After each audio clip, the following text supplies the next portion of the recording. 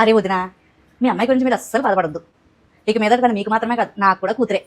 ఇదంతా తనిల్లే కదా, తనకి ఎలా కావాలంటే అలా ఉంటుంది. ఏ బట్టలు కావాలంటే ఆ బట్టలు వేసుకుంటుంది, ఏం తినాలనిపిస్తే అది తింటుంది. తనకి నచ్చినట్టు ఉంటుంది. ఇక్కడ తనకు అడ్డు చెప్పేవాళ్ళు ఎవరన్నా చెప్పండి. మా వయసు అయిపోయింది, కృష్ణ రామ అనుకుంటే ఏ మూలన కూర్చొని ఉంటాం. తనకు అడ్డు చెప్పేవాళ్ళు ఎవరున్నారు? మీరు ఏ బంగా పెట్టుకోకుండా వెళ్ళండి. అత్తయ్య, ఈ షర్ట్ మీ అబ్బాయి కోసం తీసుకున్నాం. షర్ట్ బాగానే ఉంది కానీ ఈ కలర్ వాడికి నచ్చదమ్మా. నాకు తెలుసు కదా, కాస్త నలుపులా ఉంటుందని ఇష్టపడ్డావు. కానీ మీ అబ్బాయికి బాగా నచ్చింది అత్తయ్య. నువ్వు బాధపడతావని అలా చెప్పుంటాడు. నాకు తెలుసు కదా వాడి గురించి. వాడికి అయితే నచ్చుండదు, నువ్వు బాధపడతావని అలా చెప్పుంటాడులే.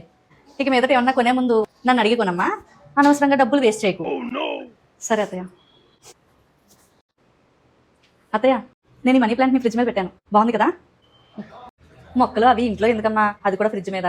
ఏమైనా పురుగులు అవి వస్తూ ఉంటాయి, తీసి బయట పెట్టేసి. వద్దు, మీ మావయ్య కూడా నచ్చదు ఇంట్లో మొక్కలు ఉంటాయి, బయట పెట్టుకో. సరే అత్తయ్య. ఇప్పుడు బాగుంది. అత్తయ్య, నేను ఈ సోఫా సెట్ ఇక్కడి నుంచి అక్కడ మార్చేసా. డోర్ తీయగానే ఎదురుగా కనబడుతుంది కదా, బాగోదని పక్కన వేయించా. ఎలా ఉంది? హాల్లో అక్కడే ఉంటే ఎవరైనా బెల్ల కొట్టగానే వెళ్ళి తీయడానికి సులువుగా ఉంటుంది. టీవీ కూడా బాగా కనిపిస్తుంది. ఇక్కడ వేస్తే అంత బాగోదమ్మా, ఎవరు వచ్చినా కనబడదు. కాబట్టి అక్కడే ఉంచేసాయి. ఎందుకు పుడతారో కూడా తెలియదండి మనుషులు కొంతమంది. సరే అత్తయ్య, మార్చేస్తా.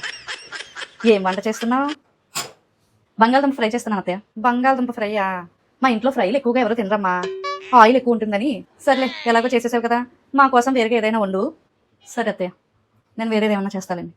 ఇంకెప్పుడు ఫ్రైలు పెట్టకమ్మా, ఇంట్లో ఎవరో తినరు కదా, అనవసరంగా వేస్ట్. గన్నిస్తారా కాల్ చేసి అన్నమని జైలుకి వెళ్ళిపోతా.